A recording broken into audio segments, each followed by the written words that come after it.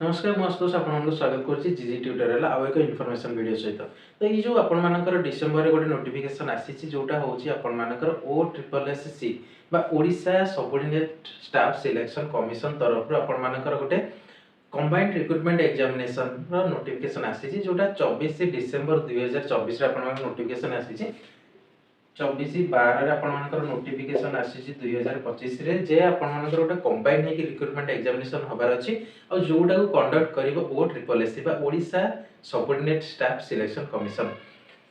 तो कौन से पोस्ट रही छै कौन वैकेंसी केमिति कोन आवेदन करिया को पड़िबो के माने आवेदन करि परिबे कोन करि से समस्त विषय वीडियो आगु देखिबा। तो वीडियो को फर्स्ट टू लास्ट पर्यंत संपूर्ण भाबे देखंतु। चैनल को जदि सब्सक्राइब करना निश्चित सब्सक्राइब कर दियंतु, वीडियो को लाइक कर दियंतु और शेयर करिया को जमाई बुलंतु।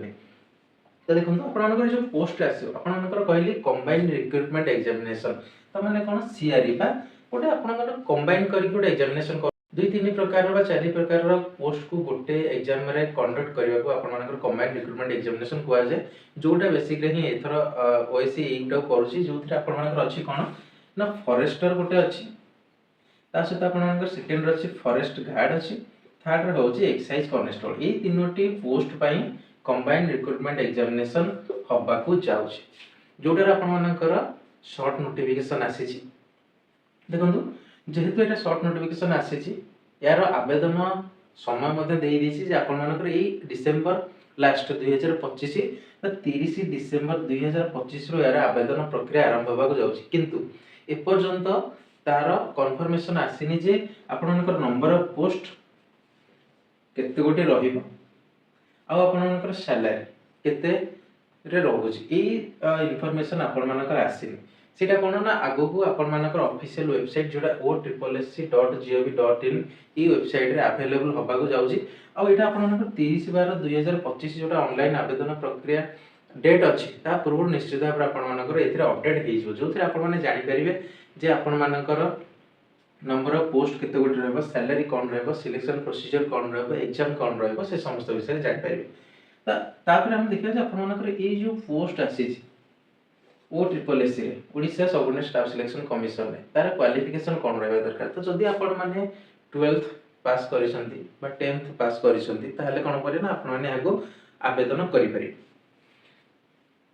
तो सेथि में आपन मानकर बयस सीमा केते थिया दरकार ना देखो आपनकर मिनिमम बयस सब 18 रहउची और मैक्सिमम सेटा पोस्ट वाइज वेरी करछि। तो एथरे जेंते आपनकर मैक्सिमम अछि 38 वर्ष ता माने कोन ना यो OSSC रे जो वैकेंसी आसीची कंबाइंड रिक्रूटमेंट एग्जामिनेशन सेथि आपनकर मिनिमम एज लिमिट 18 रो 38 वर्ष अछि।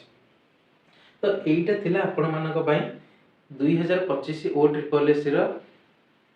गोटे नोटिफिकेशन जोथि आपन कंबाइंड रिक्रूटमेंट एग्जामिनेशन बेसिस रे फॉरेस्टर फॉरेस्ट गार्ड और एक्साइज कॉन्स्टेबल रो वैकेंसी आसी सारीची। आवेदन प्रक्रिया 30/12/2025 रु 30/1/2026 पर्यंत आवेदन प्रक्रिया जारी रहिबो आ एई जो पोस्ट डिटेल्स